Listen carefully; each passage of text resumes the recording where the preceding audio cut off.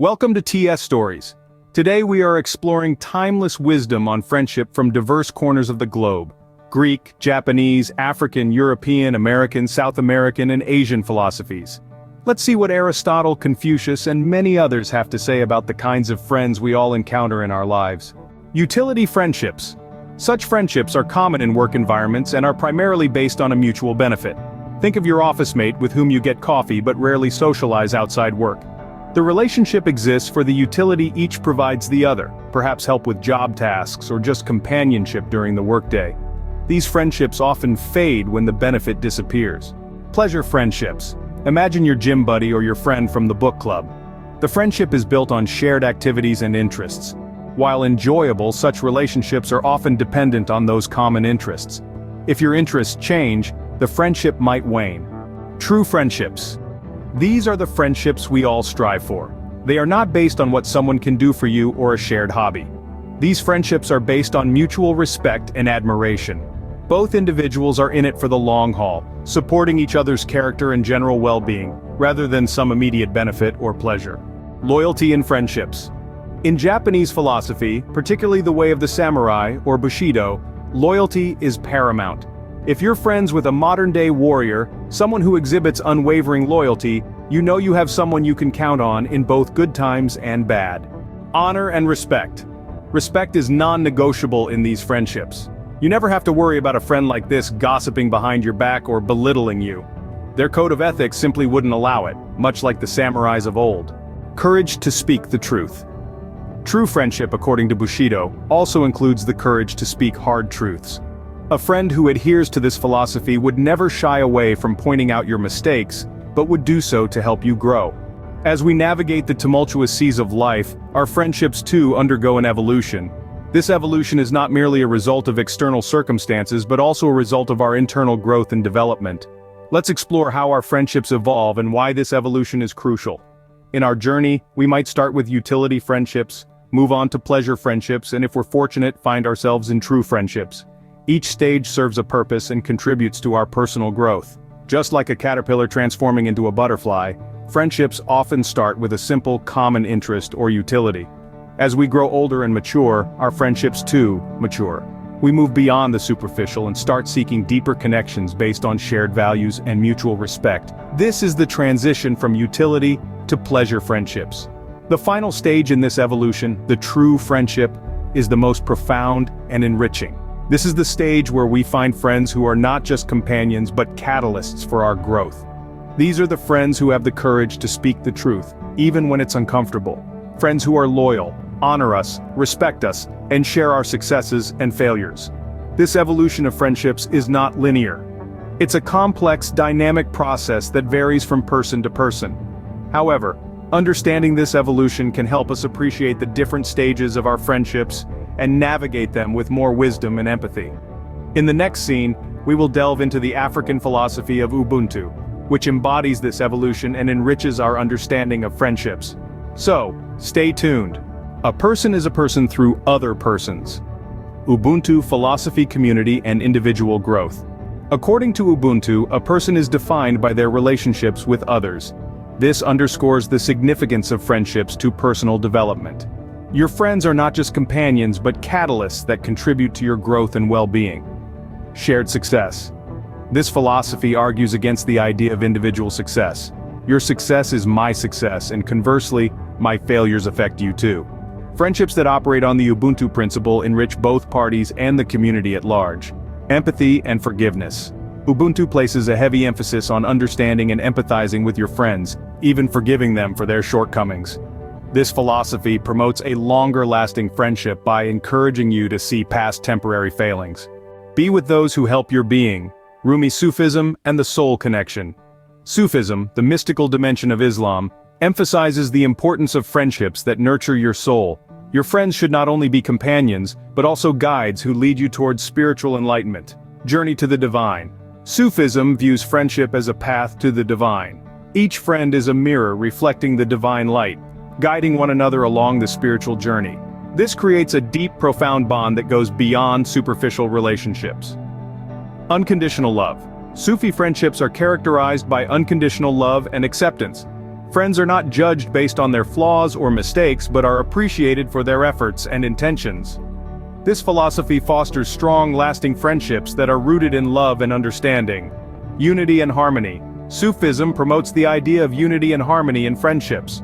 Friends are seen as extensions of oneself, and their happiness and peace are as important as one's own. This philosophy encourages mutual respect and understanding, creating a harmonious and supportive environment for friendships to flourish. The only way to have a friend is to be one. Ralph Waldo Emerson. Self-reliance and friendship.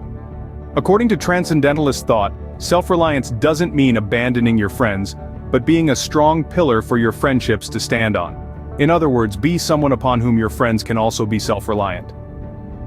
Inward and outward exploration. These friendships encourage both parties to explore not just the world around them, but also their inner worlds. It's a two-way journey that enriches both individuals involved. Spiritual and intellectual growth. Friends who share the same transcendentalist ideals will focus not only on physical or emotional bonds but also on intellectual and spiritual growth. Both friends act as mutual catalysts for personal development. Friendship is a sheltering tree. Samuel Taylor Coleridge. Respect for nature and each other. In Aboriginal culture, Dreamtime represents the time when ancestral spirits created the world. They believe that all living things are interconnected, teaching us to respect each other and nature. This respect is also extended to friendships, where mutual respect forms the basis of a strong bond. Sharing stories and wisdom. Much like the Aboriginal people share Dreamtime stories, friends share personal stories and experiences, fostering deeper connections. This sharing also promotes empathy, understanding, and mutual growth. Nurturing and protecting. Just as the ancestral spirits nurtured and protected the earth, friends should nurture and protect each other. This kind of friendship is not just about having fun, it's also about being there for each other in times of need. The key is to keep company only with people who uplift you, whose presence calls forth your best. Epictetus. Emotional resilience. Friends who subscribe to Stoicism teach you emotional resilience. They show you how to detach from things beyond your control, making you more effective in dealing with life's challenges. Rational discourse. Stoic friendships often include robust debates and rational discourse. You're not just spending time together, you're engaged in the active sharpening of each other's intellects. Life's impermanence. Stoicism helps us face the impermanence of life head-on, a topic we often avoid. A Stoic friend will help you keep the bigger picture in mind, making sure you both focus on what's truly important. In the joy of others lies our own. Pramukh Swami Maharaj. Compassion and empathy. The Indian philosophy of Dharma emphasizes compassion and empathy in friendships. Friends who follow Dharma are always willing to lend an ear, offer a shoulder, and stand by you in your times of need. They understand that in your happiness, they find their own. Duty and responsibility. Dharma also instills a sense of duty and responsibility in friendships. Friends are not just companions, but they are also people we are obligated to in terms of love, care, and respect. A friend who follows Dharma will always fulfill their duties towards their friends, without expecting anything in return. Spiritual growth. Dharma teaches that every relationship in life, including friendship, has the potential to aid in spiritual growth. A friend who practices Dharma will guide you towards self-discovery, helping you to understand your true self and the purpose of your existence. This scene will be accompanied by images showcasing Indian culture, traditions related to friendship, and the practice of Dharma. Today for you, tomorrow for me. Reciprocity. In friendships, the concept of Ayni represents a balance of give and take. When one friend is in need, the other is there to help, knowing the favor will be returned in their time of need. Community impact. Friendships built on Ayni have broader societal impacts. The mutual help extends beyond two individuals to the well-being of the community they belong to. Spiritual connection. Ayni isn't just about material or physical help, it's also about spiritual harmony and achieving a deeper connection through mutual respect and understanding. In giving you are throwing a bridge across the chasm of your solitude. Antoine de Saint-Exupéry, generosity. In the North American indigenous tradition, the potlatch ceremony is a clear example of the power of giving in friendships. It's not about the value of the gift, but the act of giving itself that strengthens the bonds between people. Social status. Interestingly, in the potlatch tradition, the giver gains social status. It's a unique perspective where the one who gives away the most is seen as the wealthiest, turning the typical concept of wealth on its head. Legacy. Potlatch is not just about giving, but also about creating a legacy. The gifts given are often handmade, carrying a part of the giver's spirit with them. This way, friendships transcend the physical realm and become a part of the tribe's heritage. Symbol of peace. Potlatch also serves as a symbol of peace and resolution. Gifts are given as a way to settle disputes, demonstrating that friendships can be a powerful force for harmony and reconciliation. In the next scene, we will explore the principles of Confucianism and its impact on friendships. To be wronged is nothing, unless you continue to remember it. Confucius, moral uprightness. Confucian philosophy places a high value on moral integrity. In such friendships, you will find no deceit or malicious intent, but only sincerity and honesty. Family values. Confucianism extends the concept of family to include close friendships. Your friends are considered an extension of your family and are treated with the same level of respect and importance. Longevity of friendship. In Confucianism, friendships are not just seasonal or convenient but are intended to last a lifetime. They're deeply rooted in mutual respect and shared values. Ohana means family. Family means nobody gets left behind or forgotten. Lilo and Amp, Stitch. Family is everything. In Polynesian culture, the concept of Ohana or family extends beyond just blood relations. It includes close friends and even the community. This philosophy teaches us to treat our friends as family, embracing them with the same love, respect, and loyalty. Inclusive friendships. The Ohana philosophy promotes inclusivity and unity.